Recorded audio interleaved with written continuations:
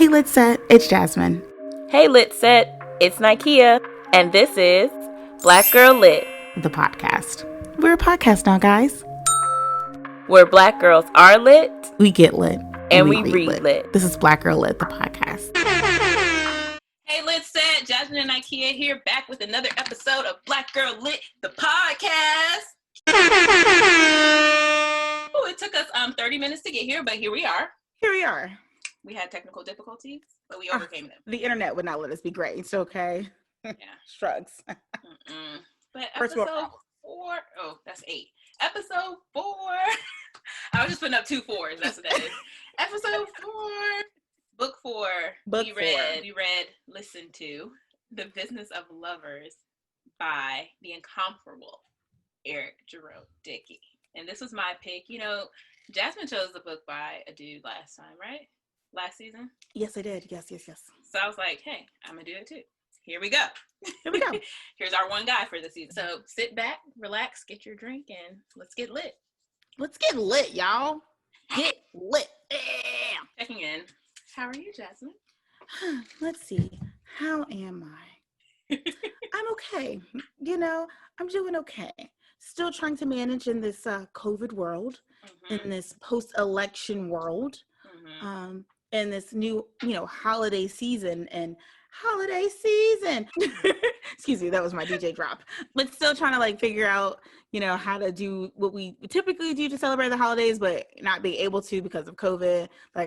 We were originally planning to go visit my parents in Michigan, but because of COVID, we are now going to be keeping our black butts in North Carolina. So I had to take myself to the grocery store this morning to go grab some things to make Thanksgiving dinner because I was not originally planning to cook Thanksgiving dinner. So how to go to the grocery store and get all some items.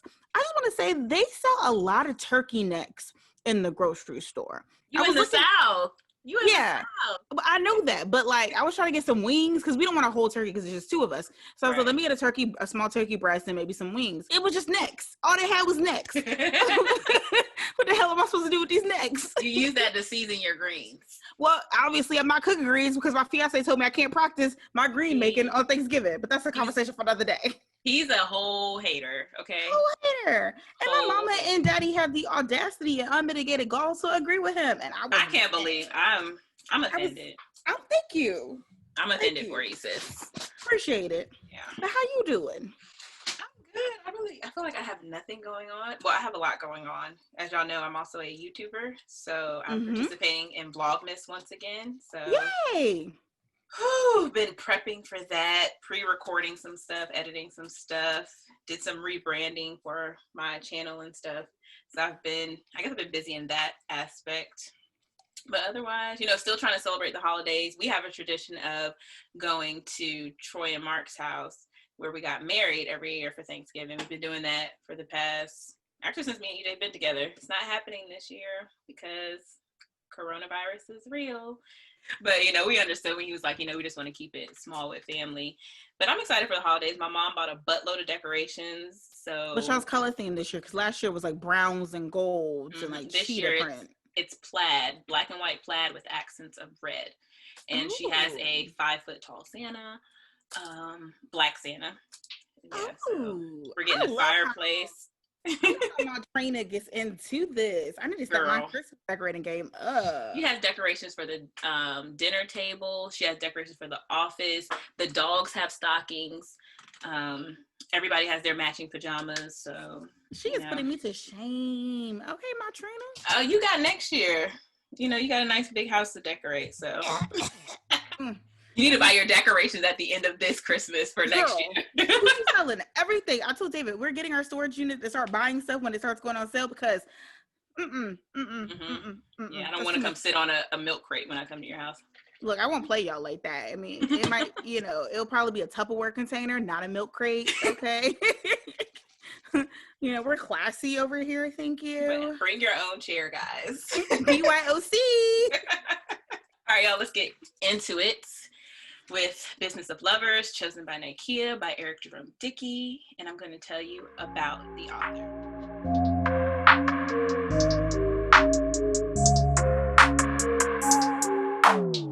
So Jazmine told me if you don't know about Eric Jerome Dickey, then Are you Black? Have you read any Black authors? I mean, are you really a Black reader if you've never read an Eric Jerome Dickey book? I don't think so. The consensus here is that you're not. You're not. So, yeah. So he was born in Memphis, Tennessee, and attended the University of Memphis, the former Memphis State, and he earned his degree in computer system technology. And in 1983, he moved to Los Angeles to pursue a career in engineering. Never knew that. That's something interesting. I learned a thing. He had a job in the aerospace industry as a software developer.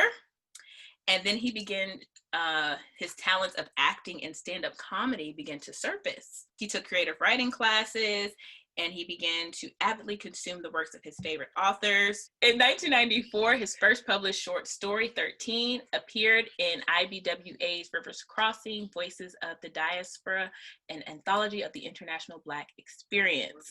But y'all know Eric Jerome Dickey for books such as Milk in My Coffee, let's see, Chasing Destiny, Liar's Game, Between Lovers, Thieves Paradise, The Other Woman, Drive Me Crazy, Genevieve, Naughty or Nice, Sleeping with Strangers, Walking with Enemies, and Pleasure, which all earned spots on the New York Times bestseller list. And period.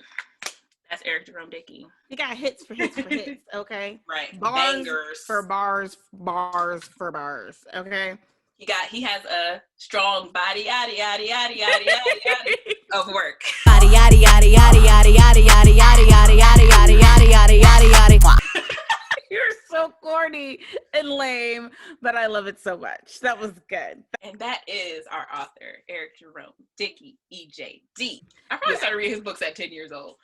Yeah. Oh, it was most definitely not supposed to be reading his books, but like reading them under the covers and sneaking them because my mom had all the books and I wanted to read them. Shout out to Miss Legina. I probably still have some books that I borrowed from her. Yeah, give Miss Legina her books back, please. All right, on to the next segment where Jazmine is going to flourish and thrive. She's going to synopsisize The Business of Lovers by Eric Jerome Dickey.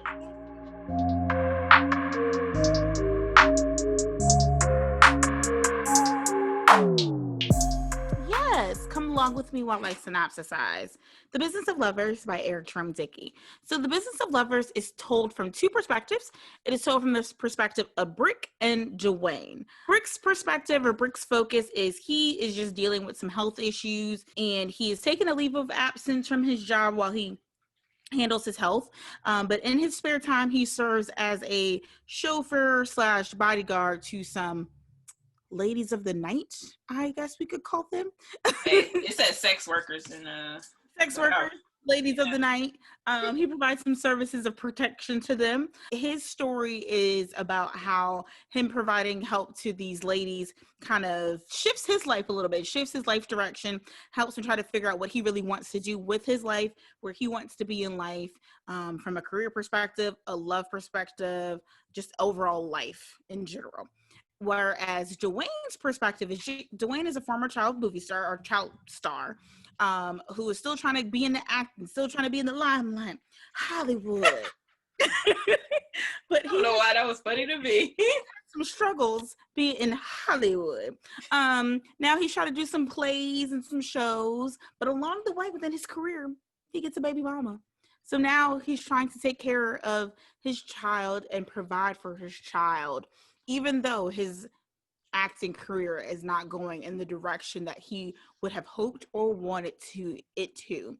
So Dwayne's perspective of the story is just him just trying to get on his feet so that he can be the best man and best father to his son that he can be, and just working out his own shit. Similar to Brick trying to work out his own shit while being an escort bodyguard to the ladies of the night. Escort bodyguard. That's what he is, an escort body. Oh, not escort bodyguard. He is a chauffeur bodyguard to the ladies of the night. But yeah, that's a very, very high level view of The Business of Lovers. Now on to our next segment, which is our initial reactions.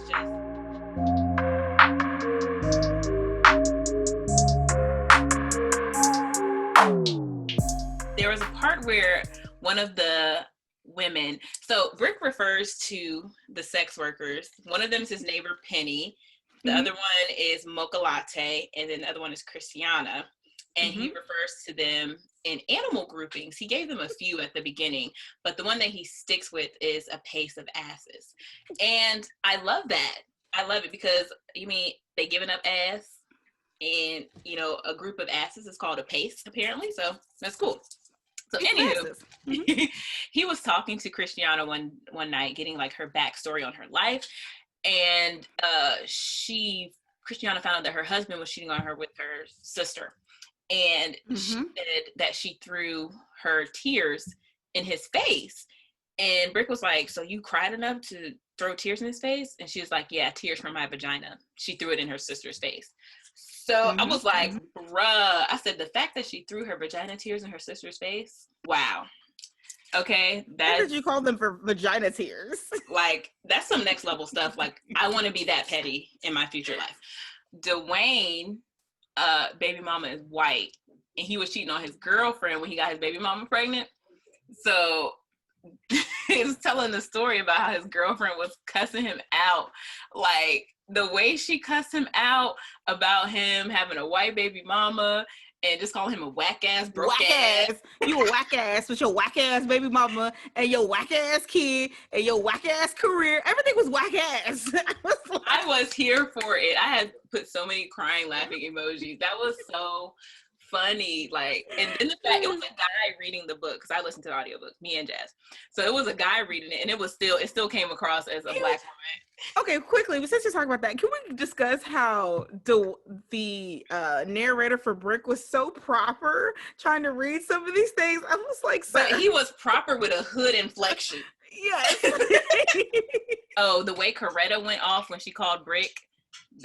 These black women just went off on these men. It was hilarious. It was hilarious. I was so mad that Frenchie was keeping Dwayne from his son and blaming him for her problems when she was the one that made the decision to talk trash about him in court initially when she first found out she was pregnant. I was just so mad. Then I respect Brick for asking about Coretta's financial information because they were talking about getting married, and that's the reason why she broke up with him. I was like, girl, you a good one. One part, Brick is getting all the ass. And not only does he get the buns, but apparently Brick got a brick. Okay? Right. And this was like, girl, this level 3 orgasm? Right. Level 3 levels. Three levels. I was sitting here trying to think, have I ever had a level 3 orgasm? I maybe like 1.5, you know? Yeah, I think I've gone 2 levels deep, maybe. Maybe. But 3? Yeah, I'm like, how do you do that? That's like Inception. Right. He Inception's the pussy. Okay, that's all mine. Go ahead, Jess. Let me let you. Okay. I got a lot. Okay, here we go. So first, I had Christiana be speaking words. In the beginning, she had a lot of quotes when she was like talking about her life and like how she has come to accept her situation. And like, she said something about how she knew her beauty was fleeting. So she was going to do whatever she needed to in that moment to still be able to take care of herself and use it to its advantage. So I was like, okay, Christiana, you woke in your situation. Then I also like how they didn't explicitly say what the business was initially. He was just picking Penny up from this house, this party. He didn't really they didn't actually say it. I like that. Right. I thought it was interesting that Christiana kept referring to penises as emojis, confused about nigga daddy and nigga son. I was like, why are they calling each other this? Terrible. I was also confused as why they kept calling Fila, nephew. Why they didn't just say that boy's name? He had a name. The way that I had to Google a lot of those acronyms and abbreviations for the services. So I Googled all of them. So okay, I didn't Google anything. I got you. Here we go. So BBFS is bareback full service. Greek is anal. Canine obviously is doggy style. Around the world is anal, oral, and vaginal sex. DATY is dining at the Y, which is cunnilingus because apparently a vagina looks like a Y. Then you got DT, which is deep throat.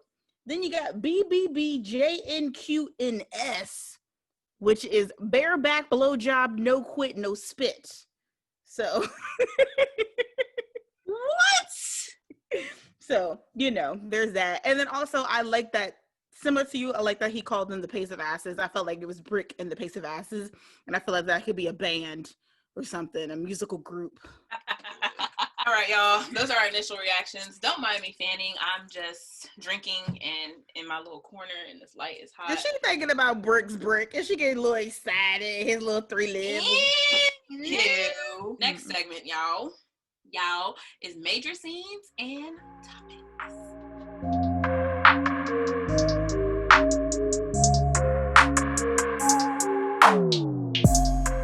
So, what I have is my major scenes are Brick going over to Frenchie's house. Yes. For Andre and finding out that whole situation, like what's really going on. Brick leaving Barstow and going to Vegas with Mocha Latte and the doctor. Maserati Mommy popping up at Brick's house towards the end. There are, so my major topics are conversations that you need to have before marriage and or entering into any serious relationship, agreement, partnership, period. The meaning of relationships or the definition of a relationship, and even like the purpose of relationships, because I think that's different for everyone in this novel. Lastly, when I was reading the book, or after I finished it, I was trying to figure out, why is this book called The Business of Lovers? But then I thought about a lot of times people, and even myself, I see relationships as not only like just mutual like respect and love for each other, but their partnerships is kind of like a business, because you're merging two separate entities together. Because if you look at Dwayne and Frenchie, they're fighting over custody of their child and child support. Then you have Brick and Coretta, which they were going to be in a romantic relationship, being married, but there was issues and misunderstandings about finances before getting married. And then also the Pace of Asses, Penny, Mocha, and Christiana, they have these businesses going on. Even though they're not in love with these people that they are having sex with, they have to agree to what's going on and what's going to transpire, how much money they're going to make. They have to negotiate. And also Mocha and her ex-fiancés, because she had 2 of them. She had a white lawyer, and then she had a hood nigga. And she was getting what she needed from both of them. And I think she said she wished she could kind of like combine the 2. So like, to me, that's why the book is called The Business of Lovers. All these people are lovers in some sense, be it like the emotion of love or the physical act of love. So there's some type of business, some type of transaction going on. Okay. I like that. So for my scenes, literally wrote nothing down, but I agree with all of your scenes because they were all important. Why did you look at your phone like you were going to read something? I was like, oh, I got topics. I don't have scenes. But no, now that I think about it, scenes. The scenes that you listed, very much so important. I will say that one scene though was when Andre, which is a brother of Brick and Dwayne in some way. Well, he's Brick's brother. He's Brick's brother, but because Brick is Dwayne's brother, Dwayne claims either way. Anyway, I think the scene where Joelle first comes into, I thought that was going to be something. Honestly, I say all this to say, I thought Andre was going to have more of a like point. Yeah, I thought he was going to have but I agree with you. I thought Andre was going to have more of a relevant part to what was going on in the story. I thought he was going to have his own little segment like Dwayne and Brick did. Yes. Which come to find out, it's Dwayne and Dwayne. It's Dwayne and Dwayne. Trace Dwayne's. And the first I was wondering why his daddy's named the stuff Trace Dwayne's. I was like, there's only 2 of y'all. I assumed that Dwayne, at first I was like, oh, okay, Dwayne Sr., his daddy must be, but I was like, no, he's senior. So yeah. And then I thought maybe that Dwayne named his son Dwayne, and so he said his son's name. And I was like, okay, it's Fila, yeah. Fila. Well, I don't know who the fuck another Dwayne is then. Well, Dwayne Senior is complete garbage, absolute trash. But in terms of my topics, I had completely different topics than you, which is great.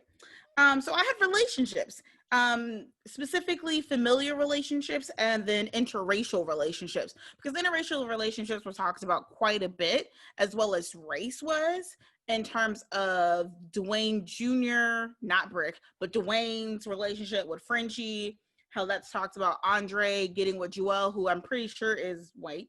because they kept calling her Becky initially. I can't remember Dwayne's girlfriend's name, Ignaguwu. Oh, yeah. Whatever her name was. I'm sorry. Can't pronounce it, don't remember. How she talked about, getting with his whack-ass white woman. So they talked about, interracial relationships. And then familial relationships, obviously, because they have these three brothers. Then also the relationship that the boys have with Dwayne Sr. And then even like the families that you pick. So Brick was kind of creating this family with the Pace of Asses. And that was like his family that he could kind of go to with Penny and Christiana. Even though he fucked all of them at some point, he had, loved them like family. So, it was really interesting. Be wary of a guy that calls his female friends sis. Right.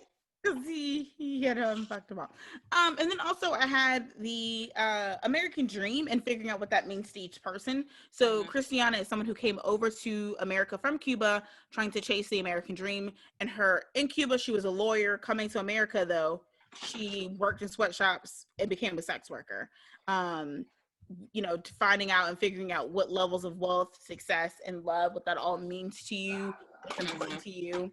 I think that was one of my topics. How did I not say that out loud? Like the definition of success. Like, what is the true meaning of it? Yeah, what is the true meaning of it? See, look. I will say though, I don't want to be a sex worker. I want to be a pimp. I want to be a madam. Like Christiana, she turned into a madam. Yeah, I want to do that. I don't want to do the work. I want to make people who are willing and wanting to do the work. I don't want to sex traffic. I don't want to kidnap people and force them into it. I want people who are like, yeah, this is what I want to do. That's what I want. I don't want to help them get clientele. And I was going to say, I meant to say this in initial reactions, but this was a different Eric Jerome Dickey. And I guess because he's matured, he's gotten older. And I've gotten older, and I haven't read one of his books, I think, since Genevieve. So that's been at least 5, 6, maybe even 7 years since that book came out. So it was just different because I remember, and maybe when I was younger, I was just so excited to read a book with sex in it. I always focused on the sex. Yeah. And I was listening to it, I was like, where's the sex? Me too! There are sex scenes in here, and they're just not described the same way as they were in his previous writing, which I can see, he's gotten older, his writing has changed, he's grown, matured, so. I wanted the sex. I wanted that raunchy, dirty, explicit sex. He did say stuff like, fuck me in my pussy and stuff like that. So. Yeah, I mean, he did, they did, but whatever, I'm just saying, I thought it was going to, I remember reading it, thinking, okay, they sex workers, where they sex. I will say, though, the sex scenes were very well done, and I'm still trying to figure out what these 3 levels are. Like, how do you get to these 3 levels? But also, I'm gonna have to practice with my husband. Practice. I'll practice as well on my end. We can come back, compare notes, share, figure this out. I will say though, I was upset or disgusted by the fact that Brick was molested as a child by. Always, I feel like it's always like that with men. Like it's always like some babysitter, some teacher, and they think it's cool, like a rite of passage. It's not cool. That's abuse, y'all. Now it worked out, I guess, because now you hit 3 levels, but it was still abuse. The final segment. What you have all been waiting for. We are now going to rate that book.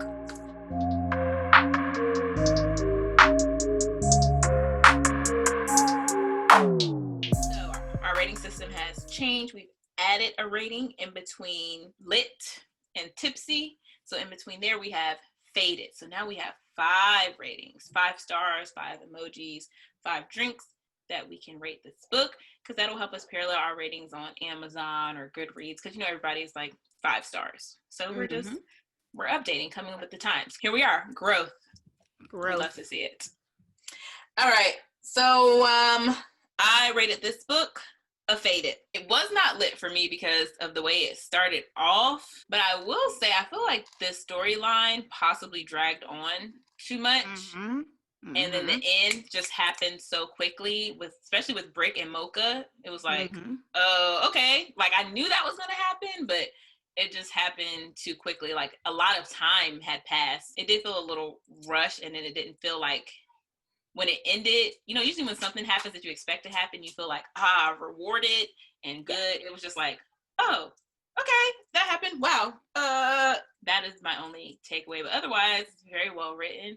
It is a good story. I appreciate reading from a man's perspective, and especially a Black man's perspective. And I also appreciate that all the characters are educated and like talented. And now reading Eric Jerome Dickey's bio, I feel like it's kind of some parallels from his life, knowing that he was a stand-up comedian, an actor, he was an engineer. So for me, I personally want to write this book as faded. I agree. So full disclosure, I had this book a whole 2 weeks before Nikea did, like an actual book, whole 2 weeks before she got the book, not the audiobook, just the book itself got the book. And I was at like 5% for them 2 weeks that I had the book, because it was so slow. It was just slow going. Wasn't interested. I was more interested in playing The Sims than I was reading. It wasn't good. Then I was like, all right, well, let me go ahead and switch to this audiobook. Audiobook definitely helped. I will say though, the audiobook made me want more sections from Dwayne, mainly because the narrator's voice was kind of nice. He sounds like Omar Epps. Oh, Michael Beach. Yes, I think he sounded like him. Point is, the book was faded. The issues that I had were similar to Nikea's. One, I felt like it was dragged out in the beginning. Some of the story plots and points were dragged out, and then the ending was rushed.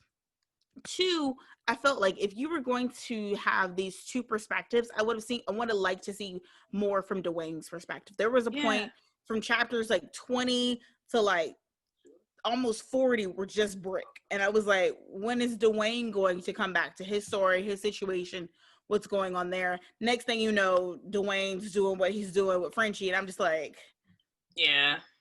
Okay, how did we get here? So I just would have liked to see more from Dwayne's perspective, or even Andre's perspective, if he was going to have, little things that y'all were giving information from these other two perspectives, but nothing really happened there either.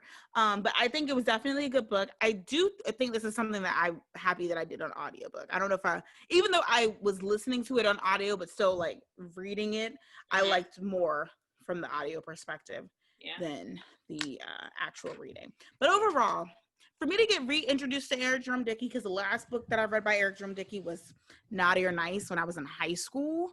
Oh, wow. Right. So this was a great reintroduction to the man, the myth, and the legend that is Eric Jerome Dickey. Yeah.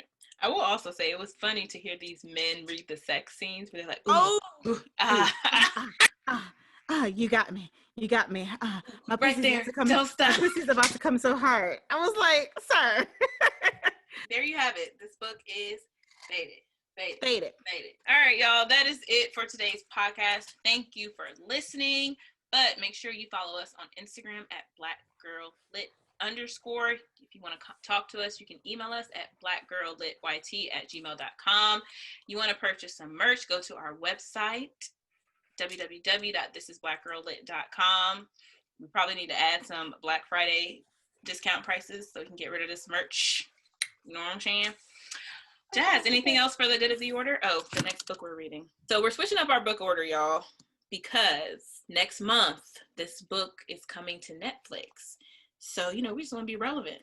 So Tiny Pretty Things by Danielle Clayton and Sonia C. I'm not going to pronounce her last name because I do not want to say it incorrectly, and I have not been able to research how to say it. So when we do the show, I will research how to say it so we can pronounce it correctly. I do not want to butcher her name.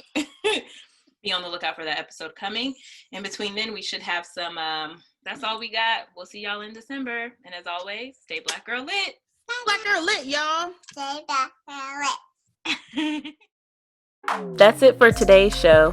Thank you so much for listening. Be sure to subscribe, rate, and review on iTunes. Leave us a 5-star rating and a top-notch review to get us to the top review page on iTunes. And be sure to follow us and listen on SoundCloud.